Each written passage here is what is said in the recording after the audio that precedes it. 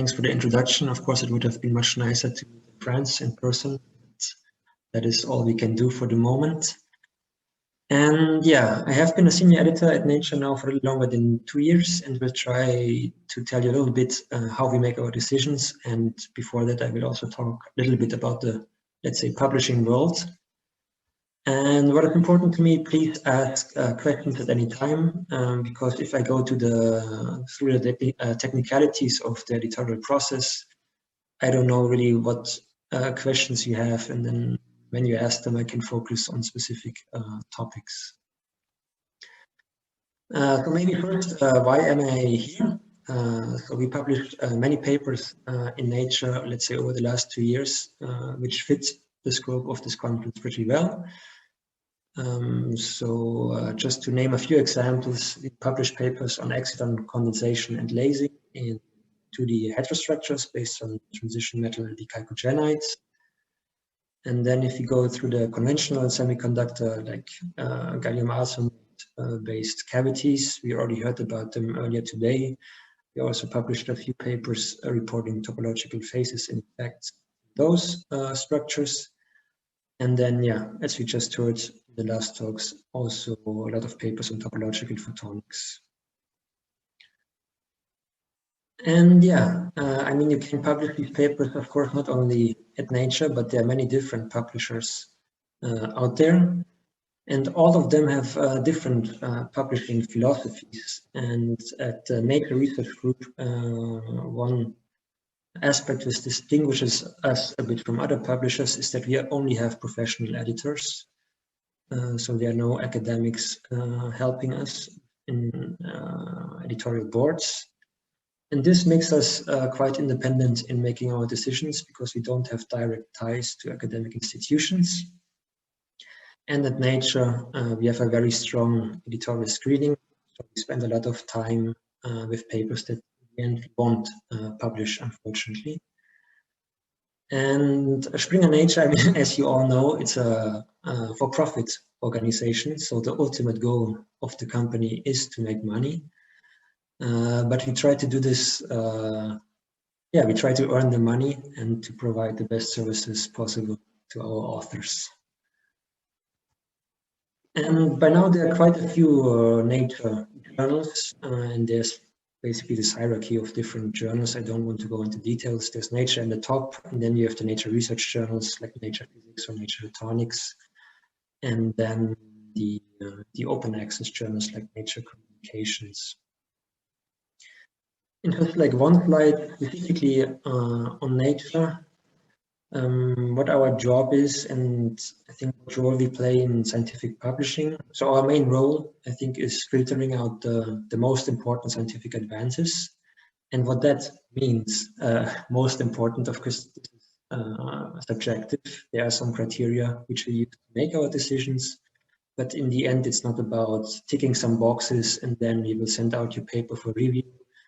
There's always a little bit of subjectivity in our decisions. One thing I want to stress, however, that Nature is not just a journal in which research papers are published, because it's really also a journal, I think, which makes a really good link between science and society, because we have a lot of science journalists working for us, and they report on all aspects related to science. Can be policy, can be research, many different things. And so at Nature, what we end up with is this gradual interface. So the research obviously starts with you, with the researchers, and then you interact mostly with us, so with manuscript editors, and then we interact with the science journalists in our team, and they do a good job in communicating science-relevant topics to the public. I think, yeah, this is a little special at Nature, and just to give you an idea how many people are actually involved in running a journal like Nature. This was a photo taken last year before the lockdown.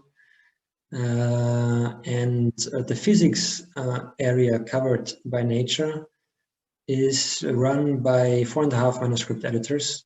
So my My job is basically handling manuscripts in condensed matter physics and in topological physics.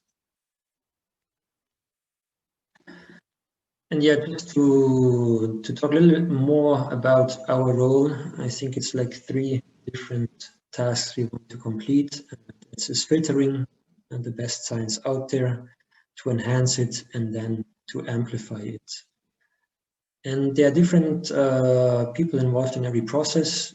I think especially I want to thank all the peer reviewers, because they do the most important job in enhancing the paper by providing constructive reviews. And then by amplifying, I mean, at Nature, we have a good reputation, and many media outlets are really paying attention to what we publish. So the results get really broad acknowledgement. And just to drive home this message on the filtering, I wanted to ask a question. How many scientific papers do you think are published each year, and how many of them read? I'll give you a couple of seconds to think about it.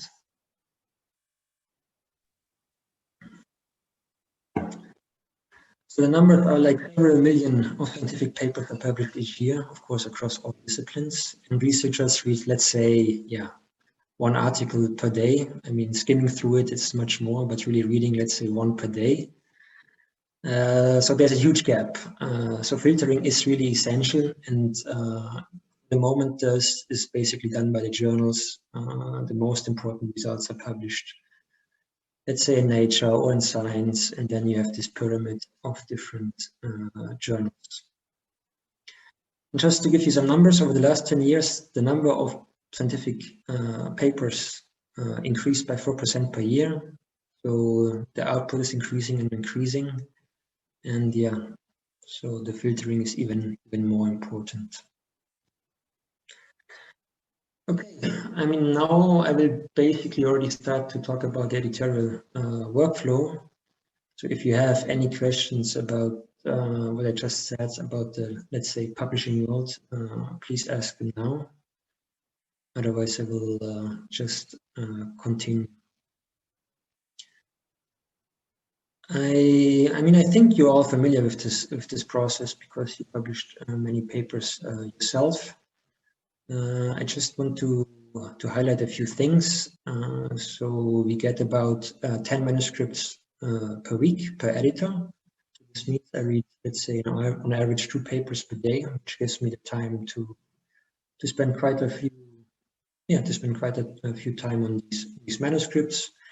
The decisions on the very good manuscripts and the very bad manuscripts are the easy ones and the very fast ones. But then for the other manuscripts, usually I spend let's say at least 2 hours. And then we strive to make a decision within a week. And mostly I manage to do this if I'm listening to interesting conferences or am on vacation, then I'm usually fast. And we reject about 80% of the papers, and of the 20% going to peer review, half of it make it to publication. And then in between this editorial decision and publication, there's the peer review process, about which I will talk much more later. And so let's go through this process step by step. Again, please ask questions if you want to know anything specific about this process. I start with the key takeaways. And this is a very generic slide, so I think there's not much information on there which really teaches you something new. I mean, whenever you submit a paper, no matter to what journal, what is important, of course, is to get your main message across, because this makes my job also much easier, and also the job or the reader will have it much more pleasure with your paper. And then I will talk about the editorial process, but you don't have to worry too much about it, because I will help you going through it. Then, as I said, we look for papers with potential in the Nature research group. In the Nature, we really look for the best ones. And when we make our decisions after review, we take responsibility for our decisions. Don't just count votes. So it's not okay, 2 referees are against it and 1 for, so we will reject it. No, it happens that we overrule referees. And the goal of peer review is to improve papers. So really want that this process is as constructive as possible. And yeah, try to be diplomatic if it gets a little bit heated, which can of course happen because I mean everybody is passionate about their science. And yeah, if you think that we made a wrong decision, which of course happens, feel free to appeal our decisions. There are cases in which it's a good idea to do it, and other cases in which it's rather unlikely that it will succeed, but you should know that there's always the option to disagree with us. Yeah. So you can choose to appeal. And by now, I showed you there are many different Nature journals, so there are other options. If it doesn't work out with us, we can guide you to other journals. Okay, submitting your paper. I don't want to say much about this. Yeah, as I said, get your message across. One way to do this is also in the cover letter. And the cover letter is an opportunity for you to talk to the editor, like to talk to me confidentially. And the most important thing is really to contextualize your results, because often there's not enough space to put this on paper. And by contextualizing, I mean, you can outline, okay, this research was done in this field in the past, and now we have this results. How does it fit in? Or you can talk more about the implications. So what new opportunities are opened up in the future based on these results? And then also maybe why the results are surprising or unexpected. Like all these things can be discussed in the cover letter in a less scientific language. And then, okay, some details. What is most important, I think, is to mention the reviewer exclusions so that we don't reach out to direct competitors. And yeah, please let us know about related papers that are submitted elsewhere but not yet published. Okay, and then basically my job starts, because then it comes to the first initial editorial evaluation. As I said, I take the time to read the manuscripts in full, and then a large part of my job is also then reading the literature of what was published before. And yes, I think the other things are already mentioned in some instance, and it also happens that I reach out to the authors to ask for some clarifications. Okay, I think this is maybe the most interesting slide in the sense that it shows you the criteria based on which we make our decisions. I want to stress again, it's not about box ticking, but these are the criteria through which we look at your papers. And I think especially in Nature, what is very important, yeah, if you go to the more fundamental physics part, is that we want conceptual novelty.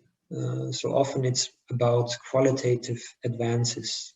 It doesn't mean that we don't publish a paper which only reports a quantitative advance, but often we want new concepts, new ideas, because often those are the papers which really will excite a lot of follow-up work. But it can also be something else, like a mechanistic insight. Like say there has been a controversy in a field for a long time, so the mechanism is not clear, and then we get the experimental paper showing, okay, it's this mechanism and not all the other candidates, then we're also happy to publish it. Then another factor is originality, or if the findings are unexpected or a little bit surprising.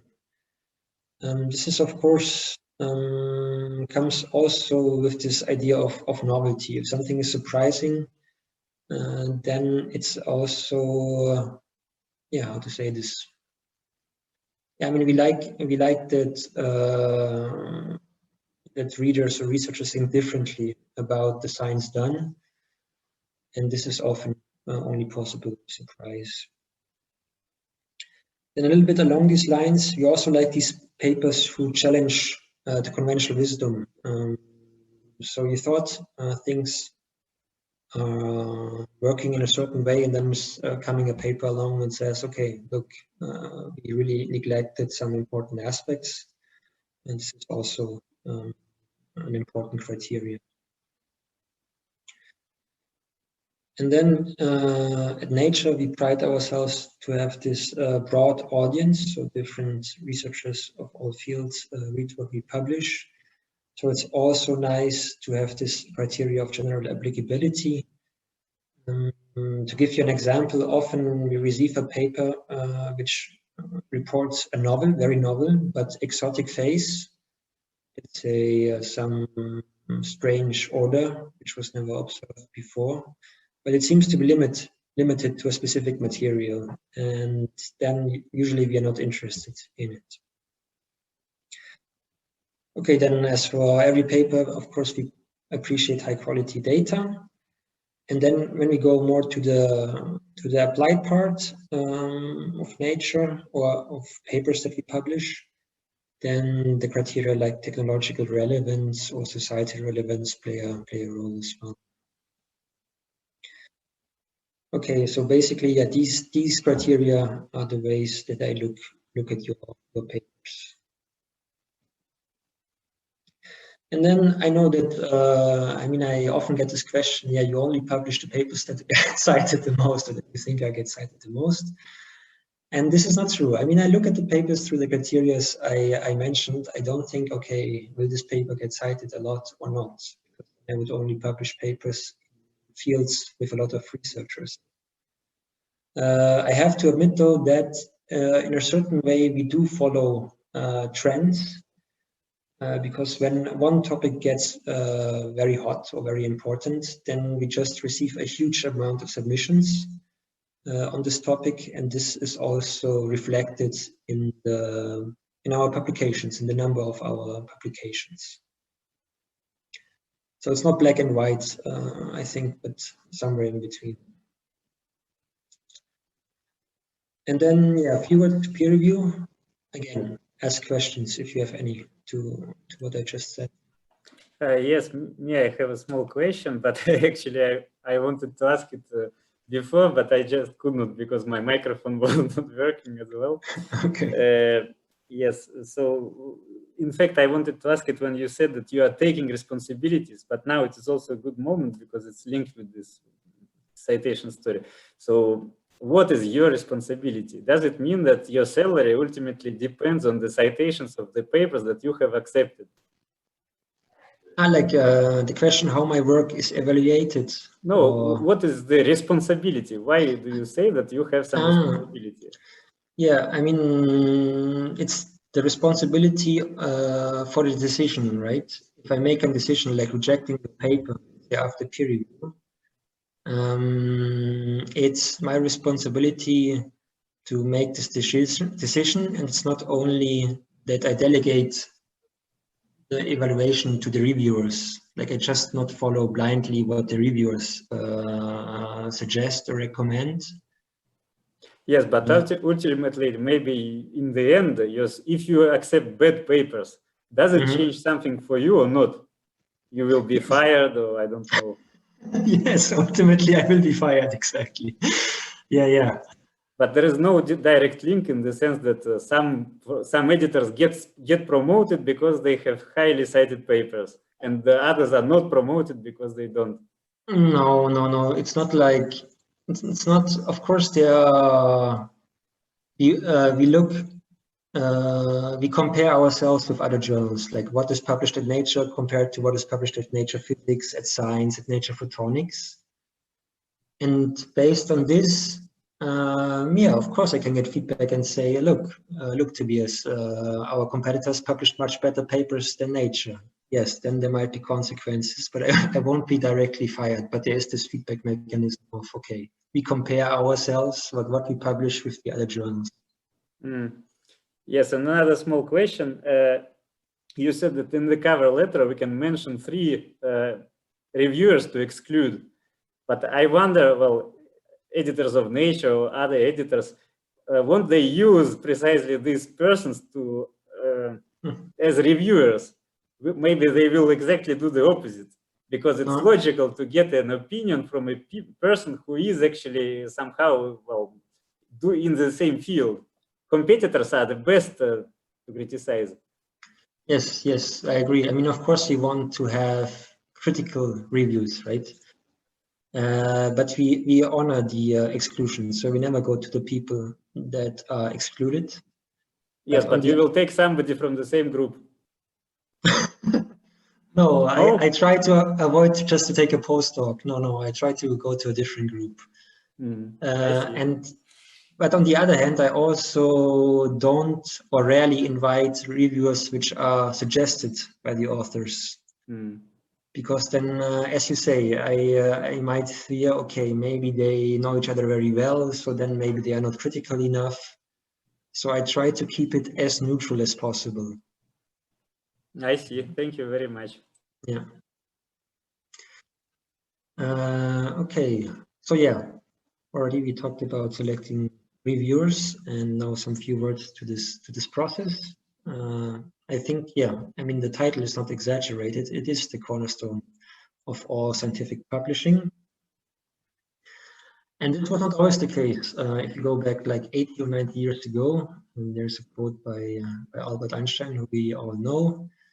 And he was not at all happy with this idea of peer review, because he thought that the criticism of the reviewers is unjustified. So he just decided to go to another journal. These days, this doesn't work any longer. Our peer reviews, I mean, there are different ways how to do peer review. I do think that the option to stay anonymous is very important, because it reduces the opportunities for favor trading, and it also corrects for power imbalances. So I think for young reviewers, it's really important that they can be anonymous, sorry, because then they don't need to fear any negative consequences because they recommend rejection of a paper of a big name in the field. That being said, we recently moved also to transparent peer review, and transparent means that the referee reports are published with the paper. So now whenever a paper gets published, you can actually go to the peer review file and look at the reports. And I think the one main advantage is that I noticed that the quality of the reports gets a bit better now that researchers know that it will get published in the end, or potentially get published. But there's still the option to stay anonymous. And yeah, I mean, a few words on how we choose our reviewers. We already talked a little bit about it. Let's say for a typical paper, I invite 3 reviewers. One is an expert on the experimental technique, and he knows the field very well. The second one is a theoretician, being an expert on the method used and on the topic discussed in the paper. And then the third referee is a bit of a, let's say, wildcard, who I choose depending on the paper. Can be someone a little bit outside from the field, can be, yeah, it really depends. And what else should I say? I think that's more or less it. I don't want to spend too much time on it. And then the reviewers assessment. I think, Tobias, indeed, well, we have time, but then there is a poster session, so I think 5-10 minutes, no more, to finish. And there might be questions, but yeah. Yeah. Okay, 5 to 10 minutes. Thank you, Guillaume. Yeah, and the reviewers, I mean, they help us, of course, in checking technical correctness of the paper, because I myself cannot do it. I'm not an expert on most of the papers that I get. But then, of course, they also comment on the significance of the paper and their opinion, if it should be in Nature or not. I already talked about this based on the question of Dimitri. So we don't count votes, we consider arguments and responsibility in that sense. And also responsibility in the sense that I cannot do what I want. There will be consequences if I do my job badly. And yeah, I think I just move on. So let's assume that you get the chance to revise the papers because the referee reports were quite positive. And with the revision, yeah, you really should have the spirit of improving papers based on the referee comments. So if it's possible or necessary, like additional data, either experimental or calculations, are always highly appreciated.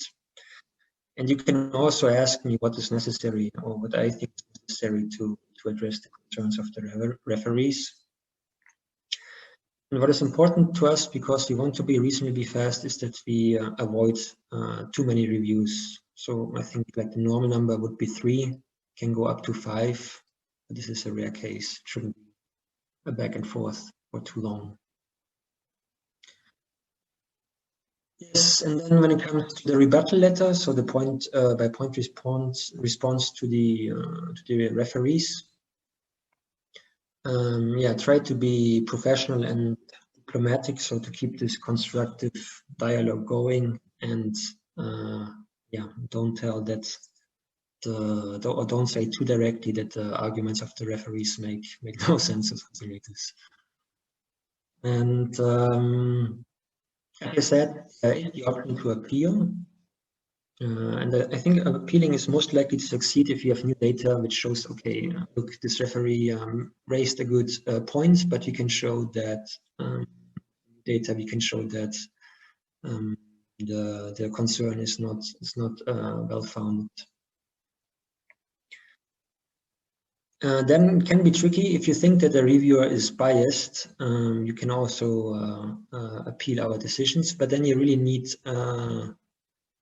very good arguments to convince us that the referee is biased, not just very critical. And then when appealing usually does not work, these subjective disagreements about novelty or significance. So you need to come up with new arguments that the appeal is likely to succeed, or new data. If it's just the repetition of known arguments, then it won't work. And one thing which happens unfortunately quite often, but which never helps, is that authors rely on celebrity endorsements. So they say, okay, this big name in the field said that the results are great, so that's why I think it should be published in Nature. This doesn't help. And also, if you say, okay, we published 5 papers in Science and Nature over the last so-and-so years, it also won't help. So yeah, focus on the science, ideally with new data. Okay, now I think I will just rush through this in the sake of time. As I said, there are many Nature journals now, and I'm happy to help you to find an appropriate journal, so I can reach out to the editors at the other journals, discuss with them, and see if they would like to publish work. So I will skip this. And then, yeah, once the paper is accepted, hopefully, then our production teams, of course, will work on it, and our science journalists will also work on it and promote the content. Okay, and I think I will just leave this slide right here. Thank you for your attention, and also thank you for the opportunity to talk about the editorial process during this conference, and I hope that there will be more questions. Thank you. Okay, thank you very much, Tobias. It was, yes, very instructive, I would say. And okay, it reminds, I think, to many of us adventures we had with maybe Nature, but with many journals. So yes, Sergey Alyatkin has a question. So please, Sergey, go on. Yeah, thank you very much. The question is, how do you deal with the request from reviewers now if more experimental results is necessary, and for some of the labs it's really hard to get new data now in these COVID times? Okay. Yes, yeah, in the context of the lockdown, as you say, our standards, I think, shifted a bit, so we were more tolerant to arguments by the researchers saying, okay, look, I know it would be fantastic to get this new data, but it's just not possible because, for example, like one of these large-scale user facilities is closed at the moment. Yes, then we are more tolerant than usual, and maybe we will end up publishing the paper or accepting the paper without these additional experiments. So yes, you can if it's really the case, you can bring the lockdown up as an argument for acceptance.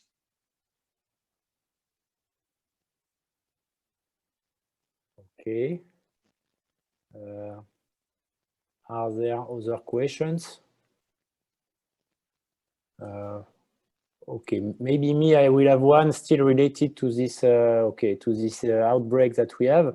So there is a lot of, evidently it's a multidisciplinary journal, Nature, so a large amount of space is probably dedicated to this type of problems.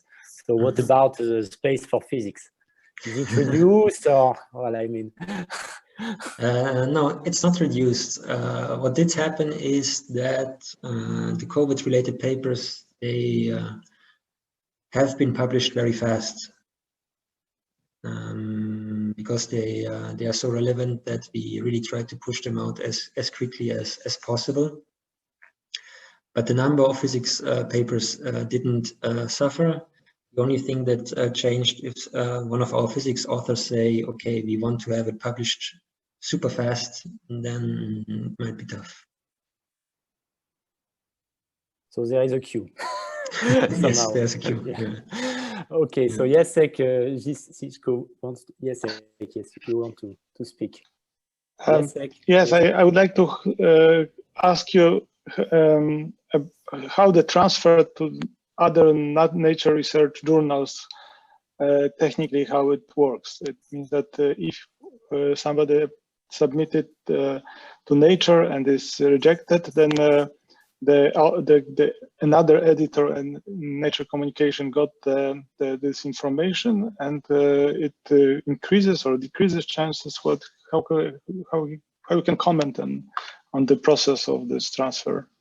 Yeah, good question. I didn't have the time to go into details. So, I mean, first, when you submit your paper, you can check a box allowing us to consult editors at other journals or not. And then usually I reach out to editors of other journals for papers that get rejected after peer review. And then indeed I contact the editor, let's say, of Nature Physics or Nature Communications. I show him the referee reports, tell him my opinion of the paper, why I think it's a good work that should be published with them. And then the receiving editor gives me his or her opinion within a couple of days. And the idea behind this is to increase the possibility that the paper stays with us, right? And that the authors don't have to go down this whole pyramid of trying out different journals and wasting a lot of time before the paper is published. So we try a little bit to streamline this process, not so that the author knows exactly, okay, if I go to, let's say, Nature Communications, then I'm sure that the peer review process will be continued there.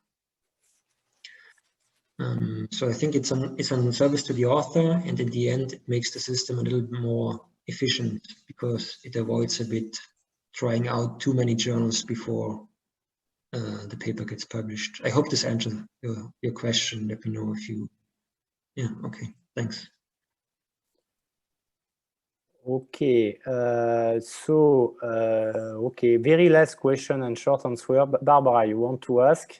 Yes, I would like to ask you, could you please tell me what is the research square? Research square. Yeah, it's a company providing different services related to peer review or to publishing, and now it has become a part of Springer Nature. Just to give you one example, so now we have our own preprint server, and for example, this is run by Research Square. But yeah, they have many different services, but they are like a company providing services to the scientific publishing industry. Yes, because what I understood actually is that you can pay for the review. So then how this review actually is, how do you read this review? Sorry, I think now I don't understand the question. You can pay for a review, like? Yes, because for this Research Square, you actually pay for it. Yes, for this service. And then it is related to the Nature. And so then you as the editor, you read this review? Okay. This is the case when you don't know really to which journal you should go, and you would like that maybe someone reads the text and improves it a bit. Yes. To be honest, I cannot say much about it because at Nature usually this doesn't happen, because I never had the case that someone went first to Research Square to have, I mean, it's not a review, it's about getting an opinion to which journal the authors could submit, or also to improve the text or the wording a bit. Yeah, I cannot say much about it because I never had a case like this.